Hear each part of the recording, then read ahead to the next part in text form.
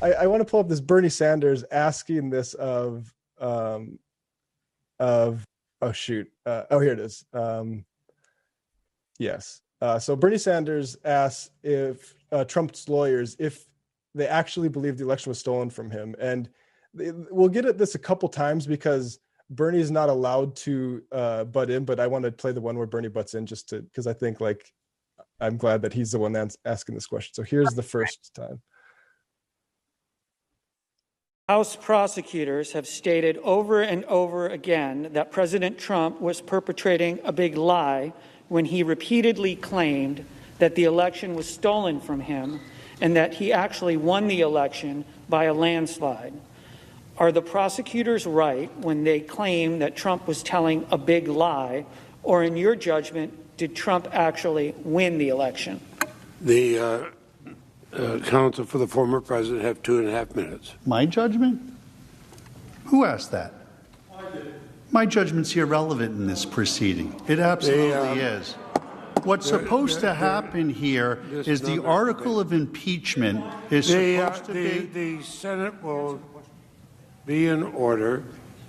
Senators may not challenge the response. The senators, under the rules, cannot challenge the content of the response. House prosecutors. All right, so we'll go down and he gives his actual response. The House prosecutors have stated over and over again that President Trump was perpetrating a big lie when he repeatedly claimed that the election was stolen from him and that he actually won the election by a landslide. Are the prosecutors right when they claim that Trump was telling a big lie, or in your judgment, did Trump actually win the election? In my judgment, it's irrelevant to the question before this body. What's relevant in this impeachment article is, were Mr. Trump's words insightful to the point of violence and riot?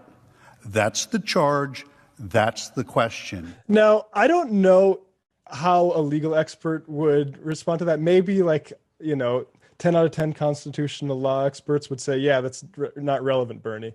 It seems relevant to me. Like, if you are from the number one, propaganda organ, the bully pulpit, saying this election was stolen, and I just want to pull up another a tweet that he did, because again, like, people acting like there's some sort of debate about this, I think is kind of you're losing the fight already if you get on those terms. But just this Trump tweet.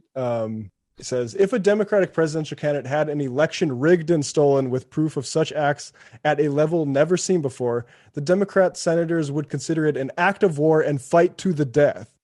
Mitch and the Republicans do nothing, just want to let it pass. Now, whether you take that literally or seriously, how do you think, these new types of extremists that it previously mentioned by Pape in the interview, how do you think they read something like that, right? You have all these guys who are, immersed himself in 1776 Boston Tea Party mythology, and then told by the guy that they trust that he's having an election stolen and that people should fight to the death about it. It's very fitting for Bernie Sanders to be the one asking this question, who was the subject of a lot of election interference himself. So it comes from a lot more of a sincere place when he dealt with actual biases and actual issues in the primary in 2016, where it's not election interference in the way that we see, the United States interfering in, say, Venezuela, or in the coup that we see in Bolivia, or anything like that. But he did face extreme bias, and so I think that that's important, and just adds a little bit more context to it as well.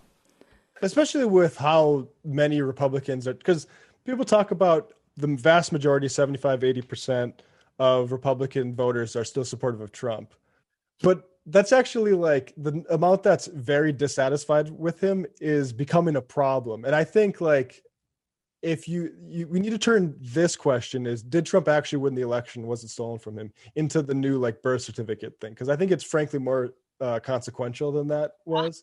I mean, the birth certificate thing obviously was there to animate racists, but this about democracy, because you do have all these Republicans talking about we're a republic, guys, not a democracy. You have Mike Lee talking about rank democracy. I think this is it is a big lie. It is like Richard Evans and Daniel Bessner, different historians, have argued that this isn't fascism, and I think like people need to have a little bit more openness to that technical argument made by experts. But this is a big lie. That Trump won the election is a big lie, and I just repeat what I said. If the election was stolen, and if a hypothetical country has a dictator, like we support violent uprisings against people we call dictators all the time with the CIA, and I don't think that should be done, with foreign intervention. But when in any hypothetical country, if someone's just falsifying election results, then that becomes a problem that people can turn to.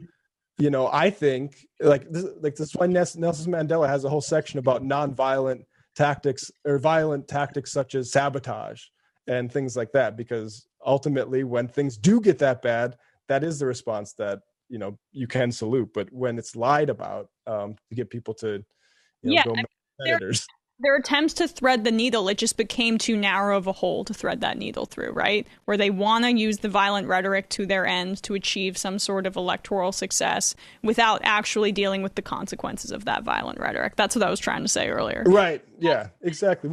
We want you to be so mad, but don't actually at these